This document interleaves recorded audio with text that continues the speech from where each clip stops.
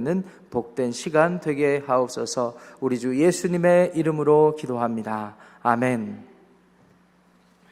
오늘 이 아침에 우리에게 주시는 하나님의 말씀은 신약성경 에베소서 4장 17절부터 24절까지의 말씀입니다.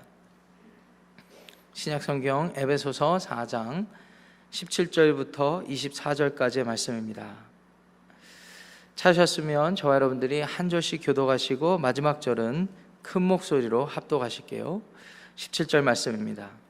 그러므로 내가 이것을 말하며 주 안에서 증언하노니 이제부터 너희는 이방인이 그 마음에 허망한 것으로 행함같이 행하지 말라. 그들의 총명이 어두워지고 그들 가운데 있는 무지함과 그들의 마음이 굳어짐으로 말미암아 하나님의 생명에서 떠나 있도다. 그들이 감각 없는 자가 되어 자신을 방탕에 방임하여 모든 더러운 것을 욕심으로 행하되 오직 너희는 그리스도를 그같이 배우지 아니하였느니라. 진리가 예수 안에 있는 것 같이 너희가 참으로 그에게서 듣고 또한 그 안에서 가르침을 받았을진데 너희는 유혹의 욕심을 따라 썩어져가는 구습을 따르는 옛사람을 벗어버리고 오직 너희의 심령이 새롭게 되어 함께합니다. 하나님을 따라 의와 진리의 거룩함으로 지으심을 받은 새 사람을 입으라. 아멘. 하나님의 말씀입니다.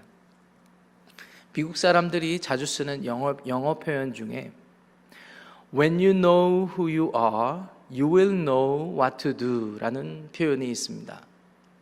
당신이 스스로 누구인지를 알게 될 때 당신이 무엇을 해야 할지를 알게 될 것입니다 라는 표현입니다.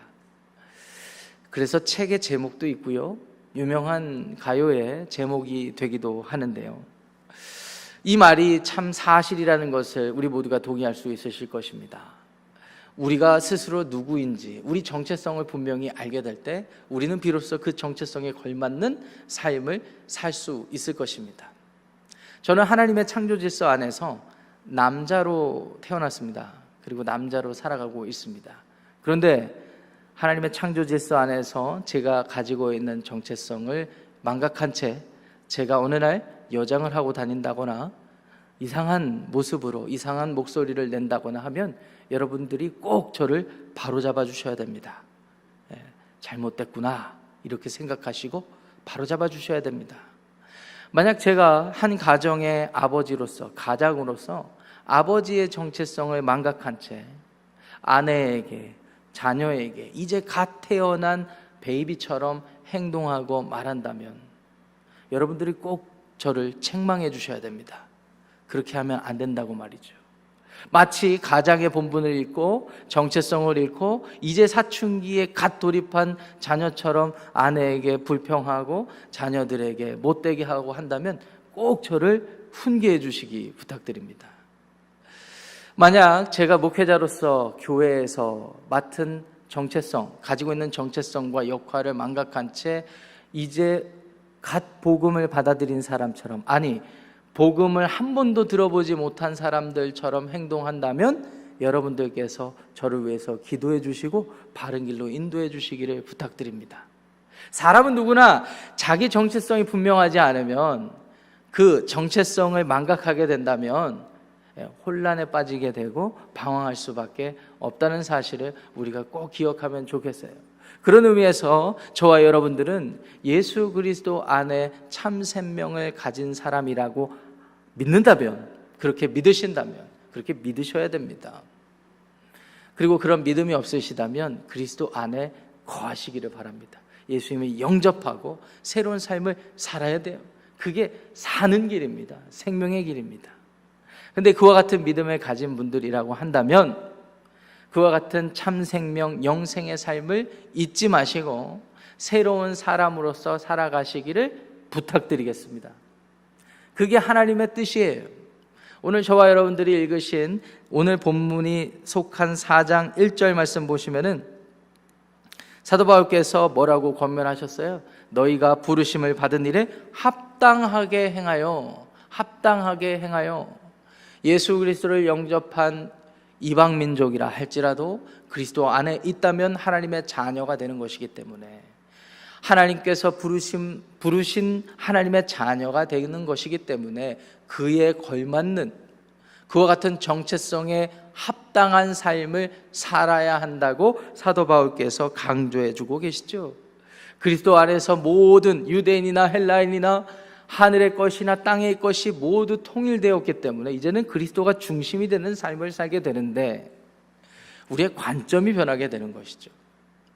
그래서 교회 안에 모여도 각자 다른 모양으로, 다른 인종으로, 또 다른 직업으로, 다른 나이로 다 이런 다양한 사람들이 모이게 되지만 그 안에 하나님의 부르심의 한 소망 안에서 서로를 이해하고 서로가 서로를 챙기면서 케어하면서 그렇게 지음받아져 가는 것이죠. 그렇게 정체성이 세워져 가면서 이 세상에서 교회, 하나님의 구별된 백성들이 세워져 가고 그로 인하여서 하나님의 나라가 높이 드러나게 되는 것입니다. 그런데 이 교회가 자신들의 정체성을 망각한 채 하나님을 알지 못하는 무지하고 어리석고 자기의 정욕에 맡기는 삶을 사는 그런 모습으로 살아간다면 하나님께서 불편해 하실 것입니다. 그래서 사도 바울께서 오늘 17절에 이렇게 권면하는 것입니다. 17절 말씀 보세요. 내가 이것을 말하며 주 안에서 증언하노니 이제부터 너희는 이방인이 그 마음에 허망한 것으로 행함같이 행하지 말라라고 이렇게 말씀을 합니다. 에베소라는 도시는 터키의 서남부의 연안 도시이죠. 해안에 위치한 도시이죠. 그렇기 때문에 무역이 활발했습니다. 경제가 발전합니다. 사람들이 모이기 시작합니다. 그러니까 풍요로웠어요. 사람의 본성이 얼마나 악한지 조금 먹을만 하고 지낼만 하면 바로 악한 탐욕스러운 본성이 발동하지 않습니까?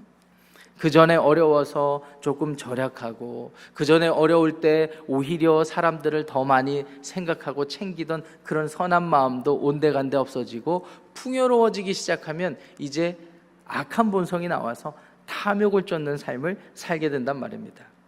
2022년을 사는 저희들에게도 마찬가지라고 생각이 들고 또 한국이라는 사회 또 미국이라는 사회도 그 어느 때보다 풍요로움을 맛보고 있는 사회 아니겠습니까? 이런 시대 그리고 이런 나라들에서 사는 저희들은 그것을 잘 목격하고 있습니다. 사람들이 풍요로울 때 더 탐욕을 쫓는 그런 존재이구나라는 사실을 말이죠.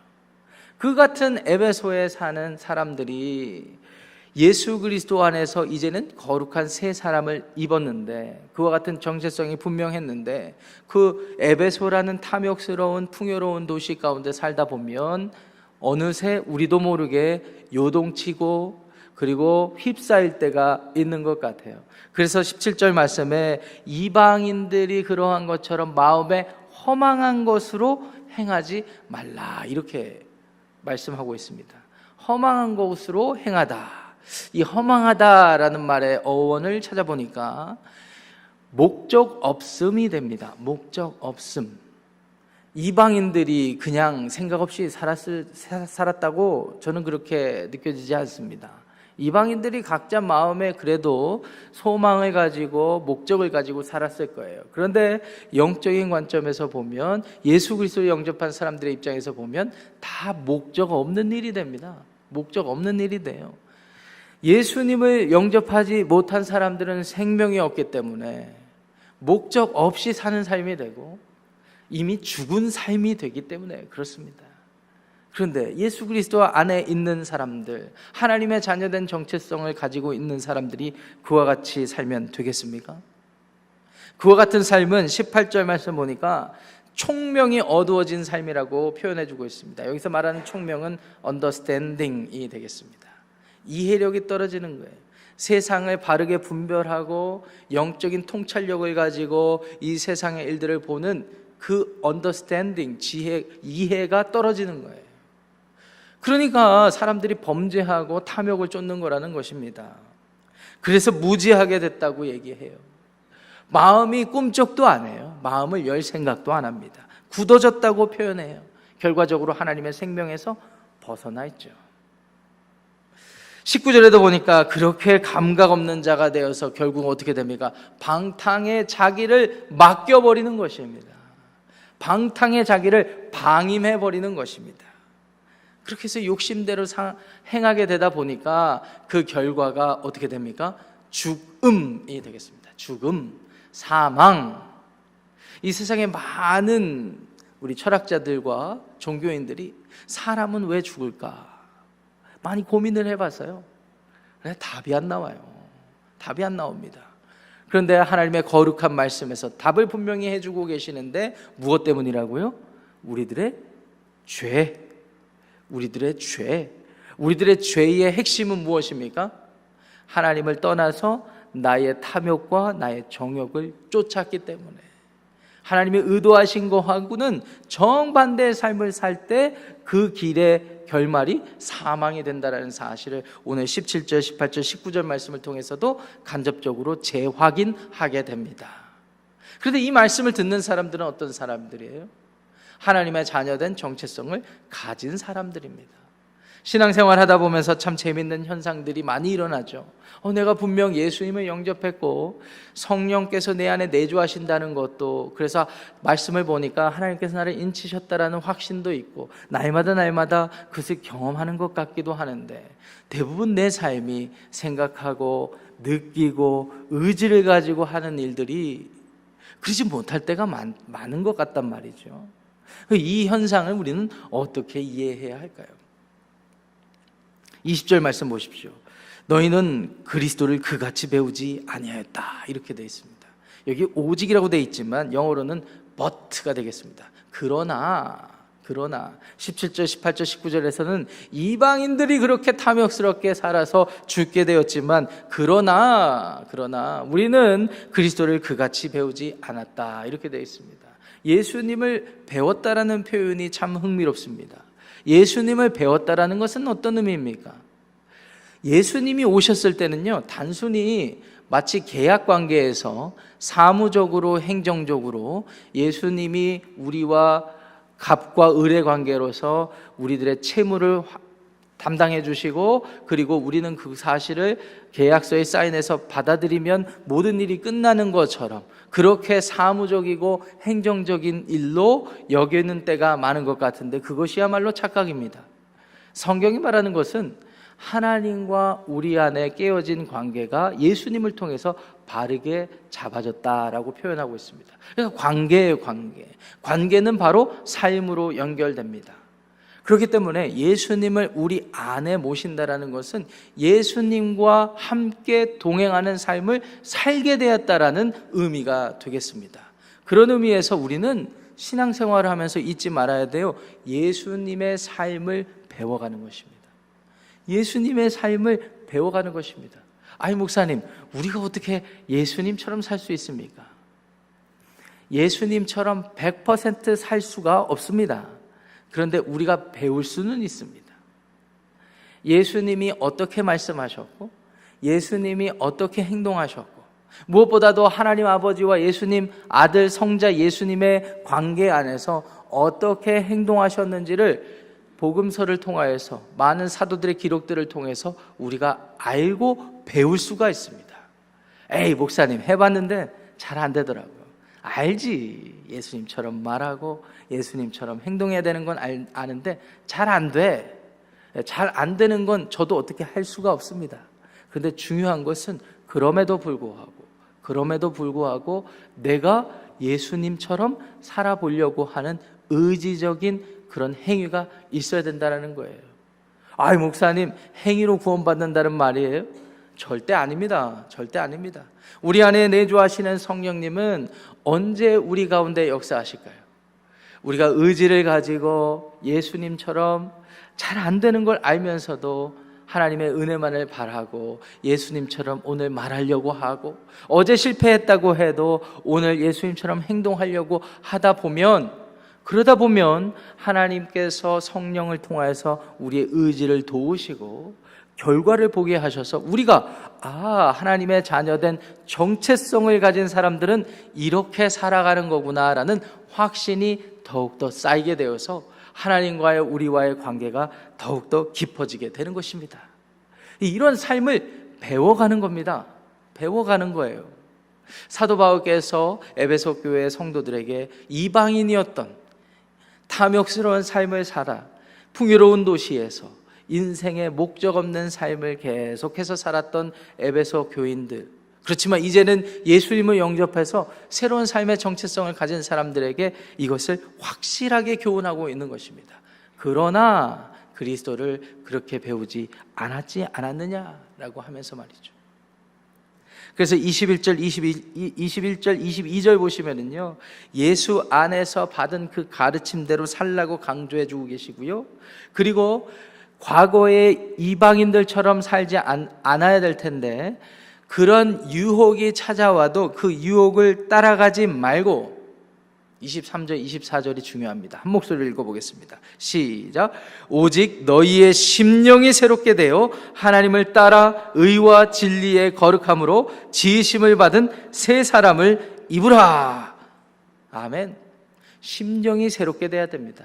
심령은 우리의 생각의 중심에 자리 잡힌 영. 하나님께서는 성령을 보내주심으로 우리 안에 성령님이 가득하게 하셨어요. 그걸 원하세요. 우리가 그걸 전문용어로 뭐라고 그러죠? 네 글자 뭐라고 그러죠? 성령 충만. 성령 충만하길 원하십니다. 예수 그리스도를 영접한, 그래서 하나님의 자녀된 정체성을 가진 분들은 성령께서 내주하셔요. 그 마음에 영이 거하시는 그 심령이 날마다 새로워져야 됩니다. 아까 제가 설명드렸던 것처럼 어제 실패했다 하더라도 여전히 성령님께서는 여러분들한테 내주어가지고 계시거든요. 그럼 오늘을 사는 겁니다. 오늘을. 하나님, 어제 제가 너무 많이 실수했어요. 어제 이방인처럼 목적 없이 허망하게 지냈어요. 하나님, 그럼에도 불구하고 저를 받아줄 수 있으시겠습니까? 하나님은 노하기를 더디하시고 자비로우시고 인애로우신 분이기 때문에 그 자리에서 자신의 죄를, 자신의 현실을 인식하고 돌아오는 사람들을 받아주세요. 자, 그럼 이제 어떻게 한단 말입니까? 오늘을 살아야죠.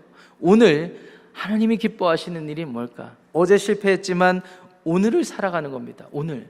어제 실패한 것을 다시 하지 않으려고 기도하며 성령님의 도우심을 받아서 오늘을 살아가다 보면 열매가 맺히는 것입니다. 그렇게 우리가 의와 진리의 거룩함으로 지음받은 새 사람이 되어가는 거예요. 어제 오늘 100% 바뀌어서 100%가 되는 것이 아니라 예수님을 닮는 사람이 되어가는 모든 과정, 이게 새 사람이에요. 그 전에 이방인들, 하나님을 알지 못했던 옛사람의 구습을 쫓는 사람들은 어떻게 됩니까? 그런 지식이 없고 그런 의지가 없기 때문에 반대의 길로 계속 가는 겁니다. 그래서 사망하는 것입니다. 사랑하는 성도 여러분, 오늘 말씀을 통해서 우리에게 전해지는 하나님의 뜻이 너무나 분명합니다. 오늘 저와 여러분들에게 하나님은 완벽을 요구하신 적이 없어요. 완벽을 요구하신 적이 없어요. 제가 눈 씻고 봐도 성경에 등장하는 많은 사람들, 하나님께서 인정받았다는, 믿음으로 인정받았던 많은 사람들을 보니까 완벽한 사람이 없어요. 그런 의미에서 하나님께서 우리에게 새 사람이 되라고 그렇게 명령하시는 게 아니에요. 하나님이 기뻐하시는 새 사람은 어떤 사람입니까? 과거의 삶에서 돌이켜서 예수님을 배우는 삶, 진리 아래 거하는 삶, 그런 삶, 그것이 새로운 정체성이 되어서 그렇게 내 삶이 하루하루 지내다 보면 하나님의 빛을 보게 되고 변화되는 삶이 된다는 것이죠. 그런 의미에서 저와 여러분들이 오늘 곰곰이 묵상하면서 여러 가지로 적용해 보길 바랍니다. 어제 배우자에게, 남편이나 아내에게 저주스러운 말을 퍼부으셨습니까? 원망 섞인 말을 하셨습니까? 감사하지 못한 말을 하셨습니까? 사과할 게 있으면 좀 사과하세요. 그리고 오늘은 좀 새 사람처럼 새로운 정체성을 가진 하나님의 자녀로서 말하시고 살아가십시오. 이방인들은 그렇게 하지 않아요. 자기 자존심 안 굽히고, 그리고 현실에 만족하면서 원래 우리는 이런 존재라는 생각으로 살아가잖아요. 하나님의 지음받은 새 사람은 그렇지 않아요. 어제 하나님의 뜻에 벗어난 일이 있으면 사과하고 용서 구하고 회개를 구하고 오늘은 예수님처럼 사는 겁니다. 오늘을 예수님처럼. 여러분의 일터에서도 마찬가지죠. 그리고 이웃과의 관계에서도 마찬가지입니다. 여러분들의 생각과 마음과 말과 여러 가지 의지와 행위를 돌아보시고 오늘 주님 말씀처럼 하나님을 따라 의와 진리의 거룩함으로 지음받은 새 사람답게 그리스도를 배워가는 복된 삶이 되시기를 주님의 이름으로 축복합니다. 기도하시겠습니다. 하나님, 그렇습니다. 우리는 예수님을 이방인들이 목적 없이 허망한 삶을 사는 것처럼 살아가지 않고 예수님을 배웠습니다. 예수님의 삶을 배웠습니다. 예수님이 우리에게 허락하신 일들을 받아들이게 되었습니다. 그래서 우리는 하나님 나라의 자녀가 되었다는 정체성이 있습니다. 하나님, 이 같은 정체성을 가지고 어찌 과거에 우리가 쫓던 옛사람의 구습을 쫓아 살 수 있겠습니까? 그럼에도 불구하고 우리의 지식이 부족해서, 우리가 무지해서, 어리석어서, 우리의 의지가 약해서 하나님 앞에 범죄하는 순간이 너무나 많은 것도 사실입니다. 그래서 오늘 이 예배 자리에 하나님의 도우심을 구합니다. 우리가 기도합니다. 하나님, 우리에게 허락된 이 하루의 삶이, 24시간의 이 삶이 주님 기뻐하시는 삶이 되기를 원합니다. 우리가 방황할 때, 우리가 유혹받을 때 우리를 지켜보호하여 주시고, 우리 역시 하나님 앞에 우리의 의지를 가지고 주님의 새로운 삶을, 영생의 삶을 살겠노라고 그렇게 다짐하고 성령과 동행하는 복된 삶이 되게 하여 주시옵소서. 예수님의 이름으로 축복하며 기도합니다. 아멘. 하늘에 계신 우리 아버지여, 이름이 거룩히 여김을 받으시오며 나라가 임하시오며 뜻이 하늘에서 이루어진 것 같이 땅에서도 이루어지이다. 오늘 우리에게 일용할 양식을 주시옵고 우리가 우리에게 죄 지은 자를 사하여 준 것 같이 우리 죄를 사하여 주시옵고 우리를 시험에 들게 하지 마시옵고 다만 악에서 구하시옵소서. 나라와 권세와 영광이 아버지께 영원히 있사옵나이다. 아멘. 중요한 광고 한 가지를 드리겠습니다. 내일부터 12주 동안 이제 매주 토요일 오전 9시부터 이제 오후까지 시니어 토요 학교가 시작됩니다. 여러분들 관심 가져주시고 적극적으로 참여해 주시기를 부탁드립니다. 각자 기도하고 돌아가시겠습니다.